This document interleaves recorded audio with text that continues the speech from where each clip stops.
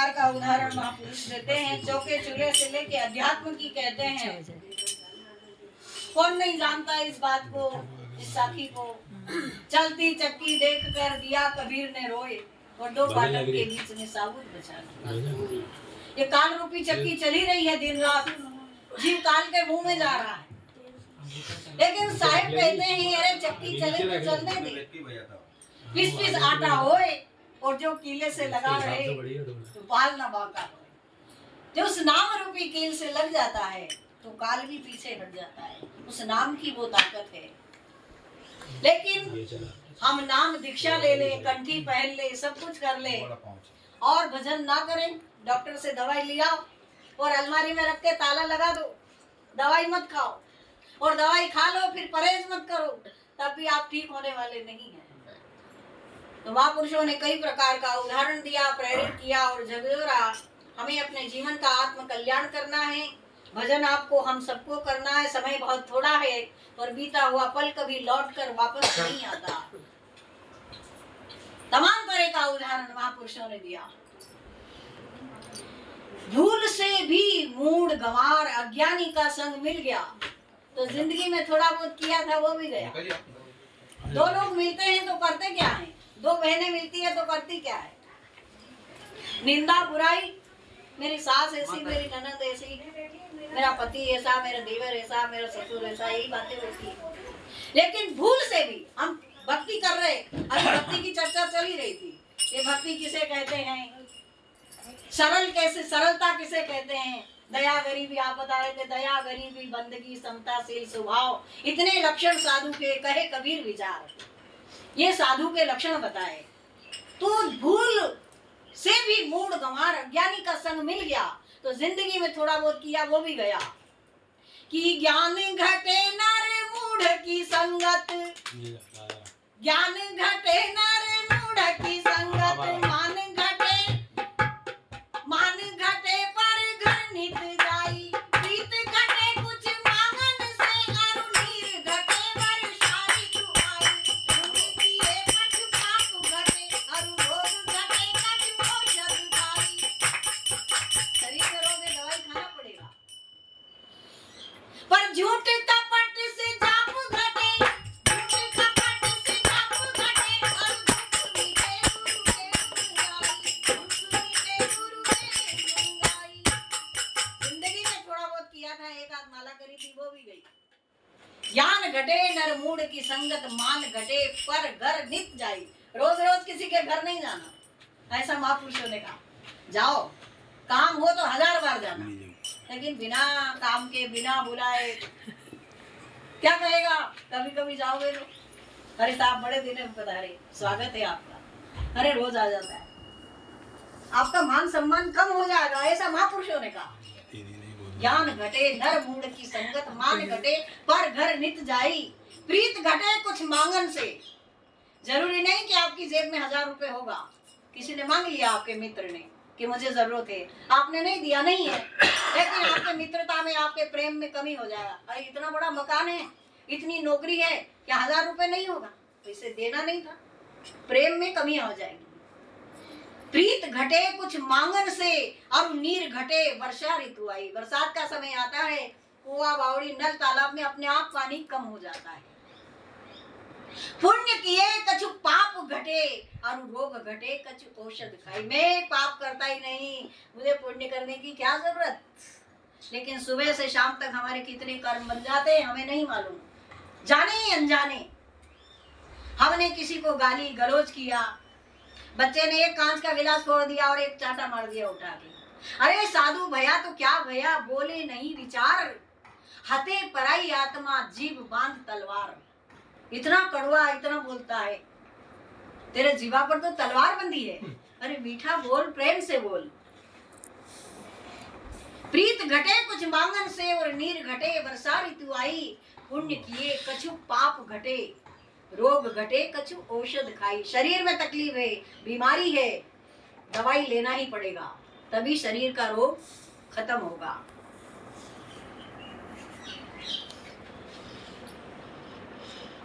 पुण्य किए कछु पाप घटे, और रोग घटे कछु औषध खाई। जाने अनजाने कोई माला करी थी, वो भी झूठ कपट से जाप घटे। एक आध माला करी थी हमने, वो भी गई। झूठ कपट, इतना सफाई से आदमी झूठ बोल जाता है कि बच्चे ने 10 रुपए मांगे, बेटा 1 रुपया भी नहीं है जेब में, था देना नहीं, इसलिए मना कर दिया। पता ही नहीं कि मैं झूठ बोला, कब झूठ बोला गया, बोल दिया झूठ। मैं झूठ बोलता ही नहीं हूँ। झूठ कपट से जाप घटे और दुख मिटे, गुरु के गुण गाई। कम से कम इतनी देर की तो गारंटी है, जब तक हम सत्संग में बैठते हैं तब तक के लिए तो हमें बहुत अच्छा लग रहा है, हमारा मन प्रसन्न है। और यदि सत्संग में बैठे बैठे भी मन कहीं भटकता है तो समझो शरीर रूपी गाड़ी कहीं से न कहीं से लीकेज है। यहाँ बैठे बैठे भी मन जाता है। तो इसलिए कहा सदगुरु कबीर साहब ने बीजक में लिखा है, ई मन चंचल ई मन चोर, ई मन सुध ठगहार, और मन मन करते सुर नर मुनि गए, मन के लक्ष्य द्वार लाखों दरवाजे हैं। एक अलमारी का ताला लगाते हो 10 बार संभालते हो, यहाँ कितने ताले लगाओ, कितने लाखों दरवाजे बताएंगे इसके। तो महापुरुषों ने कई उदाहरण दिया, भजनों के माध्यम से, उपदेश के माध्यम से। भजन आपको हम सबको करना है। हमारे पास समय बहुत कम है, इस कलिकाल में जीवन बहुत थोड़ा है मनुष्य का। पहले हजारों वर्ष जीते थे, तपस्या करते थे, लेकिन आज कब बैठा बैठा रह जाएगा। अरे क्या बूढ़ा क्या जवान, काल के हाथ कमान, कमान तो उसके हाथ में है। बूढ़ा होएगा जब जाएगा, किसने देखा कि बुढ़ापा आएगा हमारा, कब चल देंगे। इसलिए आज ही तैयारी कर लो भजन की, आज से ही शुरुआत करो। लेकिन भजन करें कैसे, किसे कहते, भजन गा लेना भजन, या भजन सुन लेना भजन। भजन कहते किसके, इसलिए गुरु की शरण में जाना है। भजन की शुरुआत करो, साधना करो, अपने जीवन का कल्याण करो। समय बहुत थोड़ा है और बीता हुआ पल कभी लौट कर वापस नहीं आता। इसलिए भजन तो आपको हम सबको करना है। बहुत सुंदर मौका, बहुत सुंदर अवसर जा रहा है हमारे हाथ से, लेकिन मन को जब चोट लगती है ना, तब आदमी भजन करता है। कहा ना, भक्ति के मार्ग पर जो चलता है वो अजर अमर हो जाता है। लोगों का भ्रम है, राम क्या है, सत्य नाम क्या है। कोई बोलता हरिओम, कोई बोलता जय श्री कृष्णा। ये है क्या, क्या नाम है? कड़वा सत्य। जब संसार, इस दुनिया से जब व्यक्ति जाता है, आदमी जाता है, तो क्या बोलते हैं मुर्दे के पीछे? राम नाम सत्य है। वेरीफाई कैसे हुआ? सत्य की मोहर लगी ना, वही तो सत्य है, वही तो राम है। राम ही सत्य है, वो सत्य ही राम है। वेरीफाई कैसे हुआ? सिग्नेचर कैसे हुआ? सत्य, सत्य की मोहर लगी, राम नाम सत्य है नहीं। और फिर उससे कह रहे हैं कि सत्य बोल तो गत है। अरे वो तो चला गया, अब क्या बोलेगा? आज आप हम बोले ना, आप बोले हम बोले, आज है जान है तो जहान है, तो बोलेगी ना। भजन हमें करना है। हम सब कुछ भूल गए और लग गए उसमें। जब सत्यलोक से ये जीव आया था तो बहुत कॉल करके आया, इसने कई कॉल किए, हे परमात्मा तेरा भजन करूंगा, साधना करूंगा, सेवा करूंगा, लेकिन यहाँ आते ही माया के चक्कर में पड़ गया, भूल गया सब। लेकिन परमात्मा के सदगुरु की कितनी कृपा, उसे धन्यवाद दो। हे सदगुरुदेव, कोटि कोटि धन्यवाद कि मुझे सत्संग मिल रहा है, मुझे संत महापुरुषों के दर्शन मिल रहे हैं, मेरा मन लग रहा है सत्संग में। नहीं तो घड़ी देखने लगते, अरे मुझे जाना है, मेरे पास टाइम नहीं है, बस सुन लिया, कुछ सुना कुछ नहीं सुना, बोल चल दिया। और उसकी कृपा से यदि मन लग जाए तो ये कितनी बड़ी बात है, उसकी बहुत बड़ी कृपा है। तो महापुरुषों ने लोक व्यवहार की बात भी कही और अध्यात्म की और भी जरूर, अंतःकरण की भी कही, भीतर की भी कही और बाहर की भी कही। हम बाहर का सत्संग सुनते रहे और अंतर्मुख नहीं हुए, कोई लाभ नहीं होने वाला। बाहर अंतर्मुख कब होगा? जब हम बाहर से सुनेंगे तभी ना अंतर्मुख होंगे, तभी तो होंगे। हाँ, हमें भजन करना है, हमारी श्वास को देखना है। हमारे भीतर 21,600 श्वास चलती है 24 घंटे में। अभी तक कितना भजन किया? सारी श्वासें हमारी तो व्यर्थ चली गई।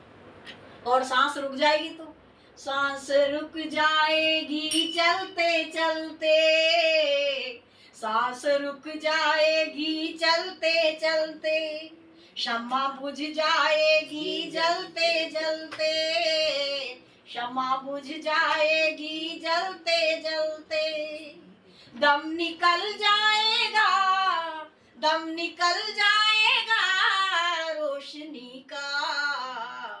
क्या भरोसा है इस जिंदगी का, साथ देती नहीं ये किसी का, साथ देती नहीं ये किसी का। बहुत कम समय है हमारे पास, कितने हमारे सामने चले गए और हमें भी जाना है। इसलिए भीतर से अंतःकरण से वैराग्य हो। शरीर नश्वर है, कुछ भी नहीं।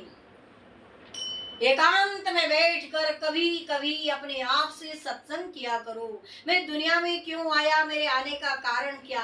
खाना, कमाना, लड़ना, झगड़ना, एक दिन मर जाना, यही मेरा जीवन है। मुझे करना क्या है? ऐसा विचार करो। महापुरुष यही संदेश देते हैं, यही उपदेश देते हैं। आत्मचिंतन किया करो और सद्गुरु का भजन हर क्षण हर घड़ी किया करो। हमारे पास बहुत कम समय है। महाराज भर्तरी पास कोई कमी थी? राजा भर्तरी को कोई कमी थी? गुरु गोरक्षनाथ जी को कोई कमी थी? जिन्होंने भजन किया अंतर से उन्हें चोट लग गई। मीराबाई को कोई कमी थी? कोई गरीबी थी क्या? अरे गरीब आदमी होता है वो भजन करता है, उनके यहाँ कोई कमी थी क्या? वैराग्य हो गया भीतर से, उन्हें शब्द की चोट लगी। ये साहिब कहते शब्दे मारा मर गया और शब्द छोड़ा राज, जिन जिन शब्द विवेक किया इनका कसरी क्या काज। जिन शब्दों की चोट जिसको लग जाती है। महाराज भर्तरी महाराज का अच्छा कहते हैं, जब राजा भर्तरी का नाम निकलता है, कोई चर्चा होती है, जरूर उनकी सवारी यहाँ से गुजरी है, इसलिए महाराज भर्तरी की चर्चा हुई, इसलिए महाराज भर्तरी का नाम आया।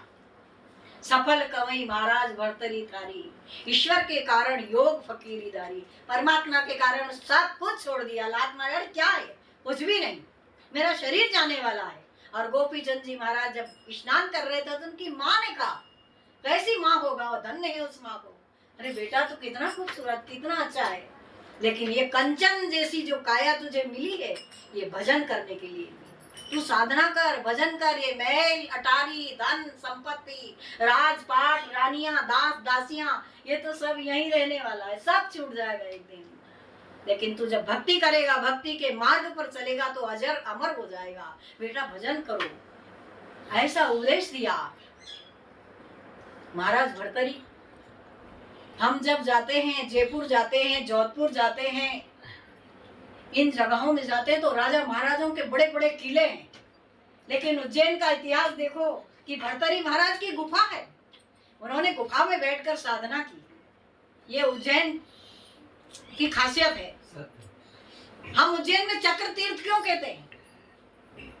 क्योंकि यहाँ कर्ण का दाह संस्कार हुआ, इसलिए चक्र तीर्थ। क्या नाम है? लोग क्या कहते हैं? शमशान।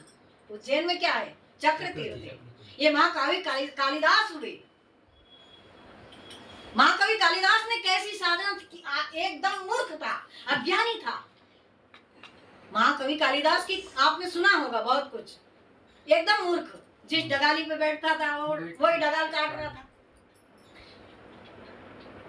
विद्यावती के पिताजी बहुत परेशान हो गए। विद्यावती के पिताजी बहुत परेशान हुए और कहा कि हमारी बेटी के लिए कोई अच्छा वर मिले, अच्छा राजकुमार ढूंढ के लाओ। पंडित भी परेशान हो गए। पंडितों ने विचार किए, पंडित बहुत विद्वान थे। पंडितों ने विचार किया कि महाराज बहुत परेशान कर रहे, क्या करें? ऐसा राजकुमार ढूंढ के लाएंगे कि महाराज भी याद करें। तो महाकवि कालिदास जिस डगाल पर बैठा वही डगाल काट रहा था। उसी समय जाकर पंडितों ने कहा उसको, वे मूर्ख, मर जाएगा, नीचे आ जा। उन्होंने कहा कि देखो मैं मरूं या जीऊं तुम्हें क्या मतलब, वो तो था तो मूर्खी। अरे भाई देख, तू नीचे तो आ एक बार, तेरे को बहुत अच्छा दूल्हा बनाएंगे, एक राजकुमारी के साथ शादी करवाएंगे, तू राजकुमार बन जाएगा, तू नीचे आ जा। बड़े प्रेम से नीचे उतारा और बहुत अच्छे से समझा दिया। और महाराज को जाके कहा कि देखो हमारे बहुत अच्छा राजकुमार विद्वान मिल गया है, लेकिन राजकुमार बोलेगा नहीं।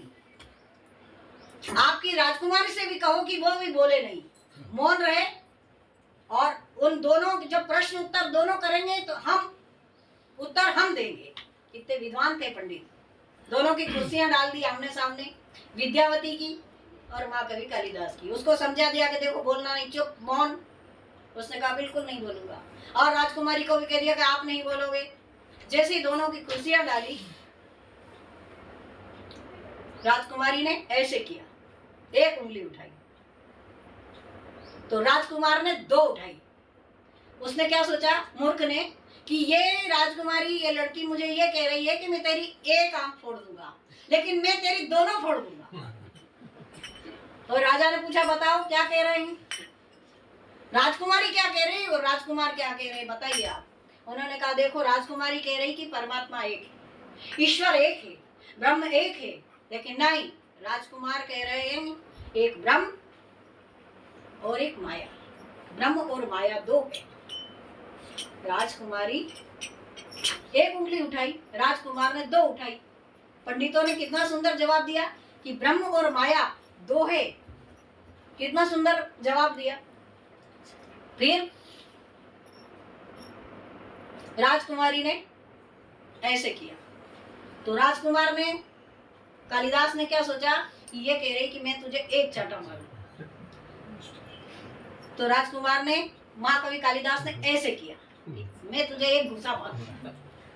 तब पंडितों से फिर पूछा गया कि क्या प्रश्न उत्तर हो रहे हैं।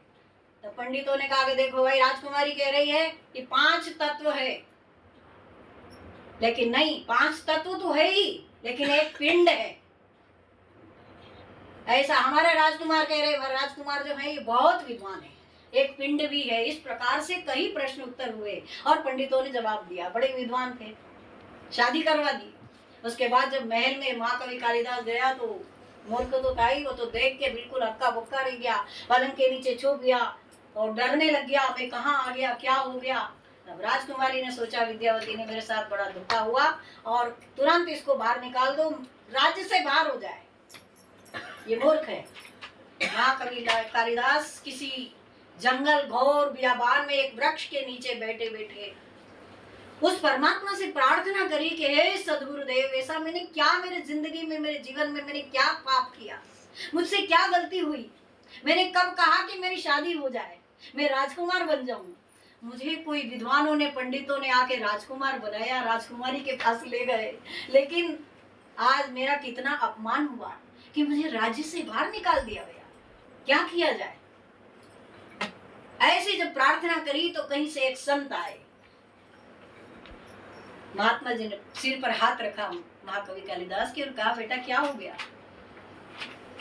सारी घटना बताई महाकवि कालिदास ने कि मेरे साथ ऐसा ऐसा हुआ। तब उन्होंने एक साधना बताई कि ये साधना करना, मां प्रकट होगा और वर मांगने को कहेगा, जो भी तुझे कहे मांग लेना। जब महाकवि कालिदास ने साधना की और साक्षात वह शक्ति सामने आई, प्रकट हुई और वर मांगने को कहा, तब कवि कालिदास ने क्या मांगा, मुझे कुछ नहीं चाहिए, मैं संसार का सबसे बड़ा विद्वान बनूं।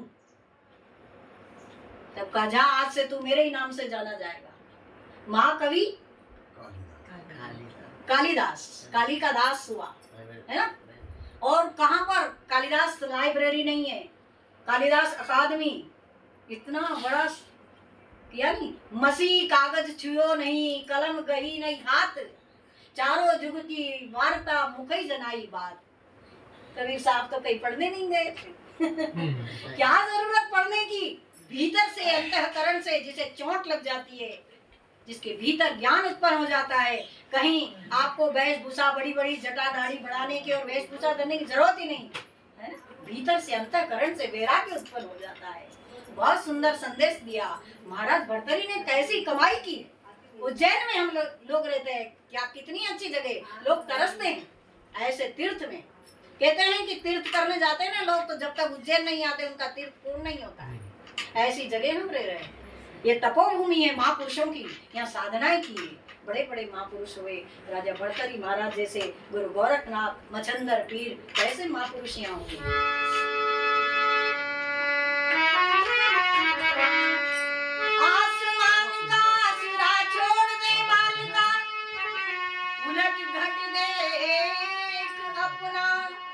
और बिन समझे जाप जपे, वो तो रहता सपना। आप में ताकीद कर ले और प्रगट दीदार पाया तो फिर जाप किसका जपना। सफल कमई महाराज भरत री थाई, भरत री थाई, ईश्वर के कारण योग पति थाई। सफल कमाई महाराज भरत री थाई, भरत री थाई, कमई महाराज भरत री थाई, भरत री थाई, ईश्वर के कारण योग पति री धाई।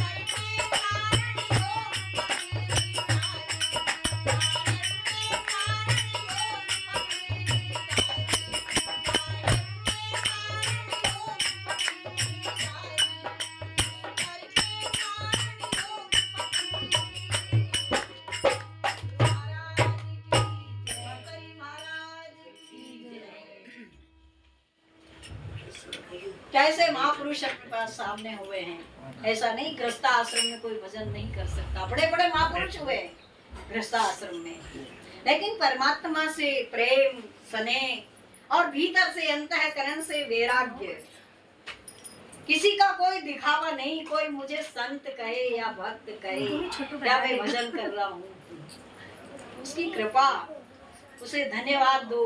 हे सद्गुरुदेव, कोटि कोटि धन्यवाद। मेरा मन हर क्षण हर घड़ी भजन में लगता रहे, हर क्षण हर घड़ी में सद्गुरु का भजन सुमिरन करता रहूं। ये संसार सपनवत है, सपने की दुनिया में जी रहे हैं हम लोग। रात को सोते हैं तो बहुत बढ़िया सुंदर सपना आता है, तो सपना देखने वाला कौन है? जो सपना देख रहा था वो कौन है? हमारे भीतर एक सूक्ष्म रूप है, सूक्ष्म शरीर है। ये काया तो नश्वर है, ये शरीर तो नाशवान है। ये बोलने वाला कौन है? इसको कभी जाना? कौन बोल रहा है? ये बोलने वाला कौन है? हमारे भीतर से ऐसी कौन सी शक्ति चली जाती कि हमारे परिवार के लोग हमें मुर्दा समझ के ले जाते हैं? आज तक किससे प्रेम करते थे? बोलने वाले से या शरीर से? जब बोलने वाला चला गया तो शरीर का क्या मत, इसे तो जला दिया जाएगा, दफना दिया जाएगा, इस शरीर का क्या महत्व है।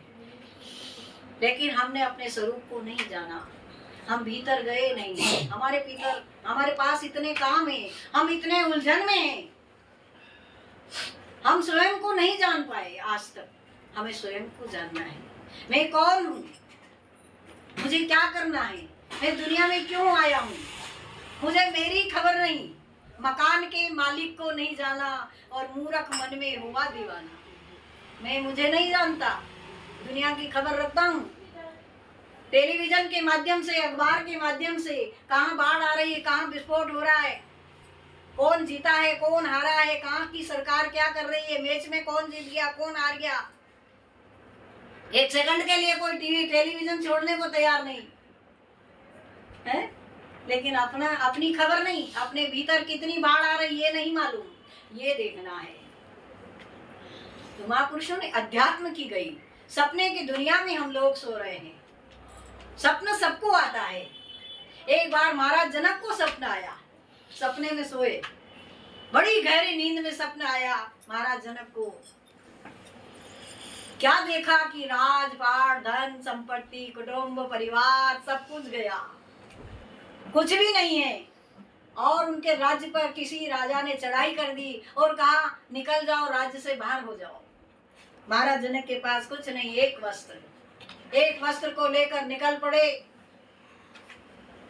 भूख के मारे प्राण निकल जाएगा। चलते चलते चलते किसी गांव में पहुंचे, वहां भंडारा हो रहा था।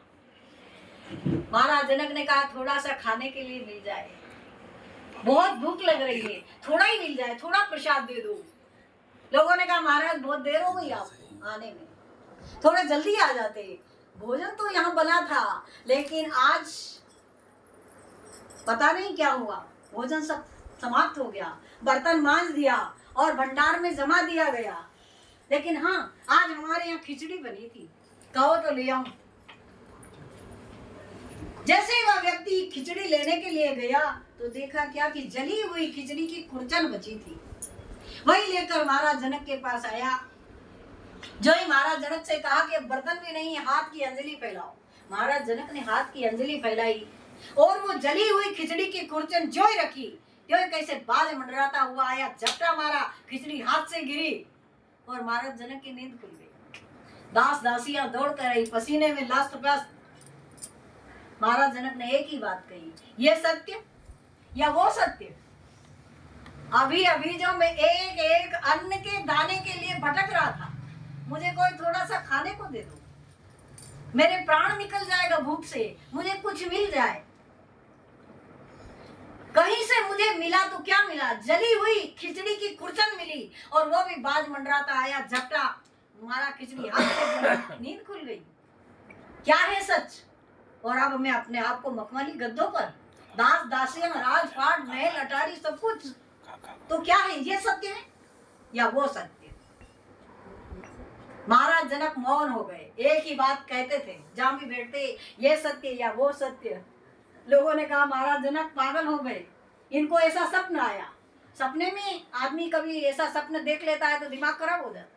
कहा इनको पता नहीं कैसा सपना आया, बेहोश हो गए। कहीं वैद्य को, बड़े बड़े डॉक्टरों को दिखाया, किसी के समझ में नहीं आया। लेकिन संत महापुरुष जानते हैं। महाराज जनक के गुरु कौन थे? अष्टवक्र जी, जो 8 जगह से टेढ़े मेढ़े।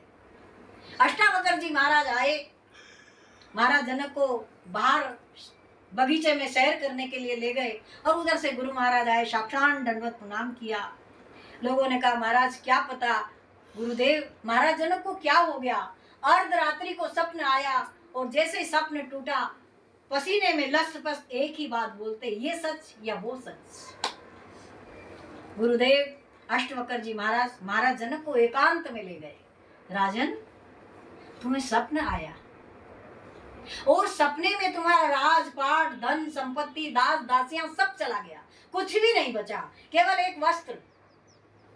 चलते चलते कहीं गांव में पहुंचे, भंडारे में पहुंचे, खाने के लिए एक एक अन्न के दाने के लिए भूख के मारे प्राण निकलने लगे।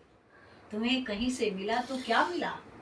जली हुई खिचड़ी की कुरचन, और वो भी नसीब नहीं हुई, वो भी बाज मंडराता आया, हाथ से गिरी, झपटा मारा, नींद खुल गई। दास दासियां, महल अटारी, मखमली गद्दों पर पाया सब कुछ। ये सच या वो सच? राजन जीव की 3 अवस्था होती है, जागृत, स्वप्न और सुषुप्ति, और तीनों ही अवस्था में आत्मा शाश्वत है। तीनों ही अवस्था में आत्मा शाश्वत है। राजन तुम्हें वह सपना आया था। कहने का अभिप्राय, हम लोग सपने में तो जी रहे हैं, ये हम खुली आंख का सपना देख रहे हैं, हमारा मकान, हमारा बेटा, हमारी बेटी, हमारी बहू, हमारा पैसा, हमारा धन, ये सब सपने ही तो है। आंख बंद होगा और ये सपना टूट जाएगा, कुछ भी नहीं। सपना टूट गया, कुछ नहीं, ना मकान, ना धन, ना पैसा, ना बेटा, ना बेटी, ना परिवार, कुछ भी नहीं। आंख बंद हुई। ये सपने की दुनिया में हम सब लोग जी रहे हैं, सपने में जी रहे हैं, और सपना टूटेगा, आंख बंद होगा, कुछ भी नहीं। महापुरुषों ने चौके चूल्हे से लेके अध्यात्म की कई, घड़ी का कांटा तेज भाग रहा है, समय जवाब दे रहा है, और फिर जब कभी अवसर मिलेगा तो भजन होगा ही। अब हम अपनी वाणी को विराम देना चाहेंगे। एक भजन के बाद वाणी को विराम।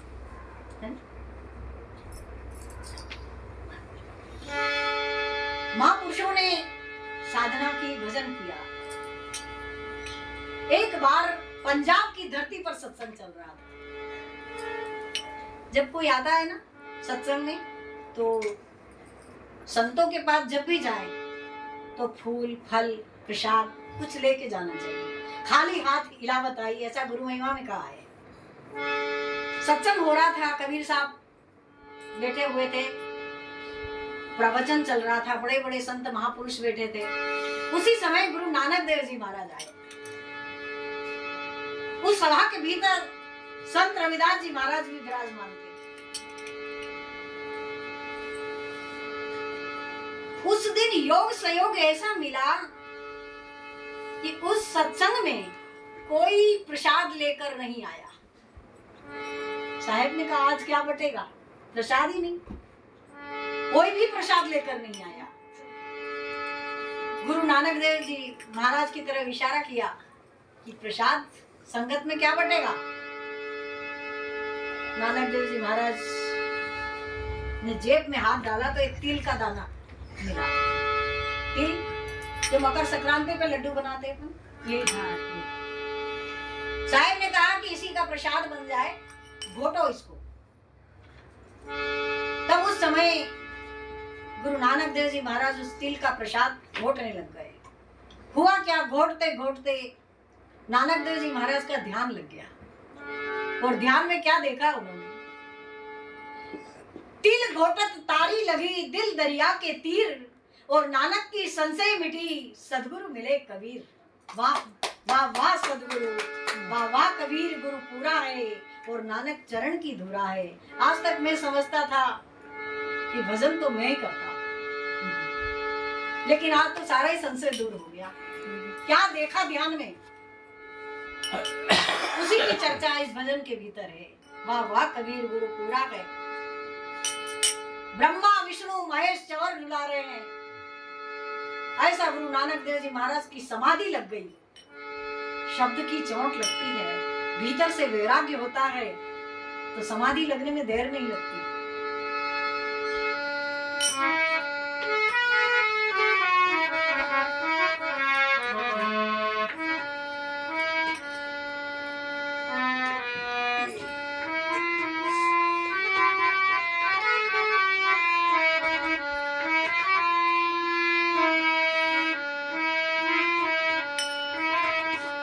वाह वाह कबीर गुरु पूरा है। वाह वाह कबीर गुरु पूरा है। वाह वाह कबीर गुरु पूरा है। वाह वाह कबीर गुरु पूरा है। वाह वाह कबीर गुरु पूरा है।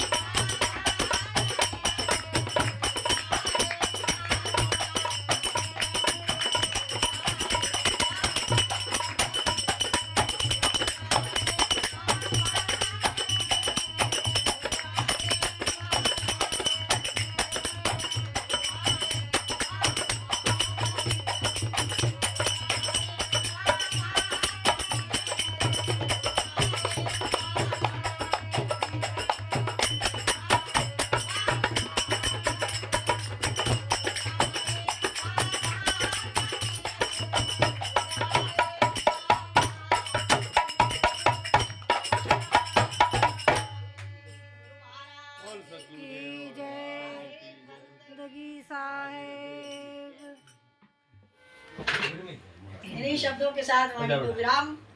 गाओ साहब। बहुत बहुत धन्यवाद, साधुवाद आपको। आज का कार्यक्रम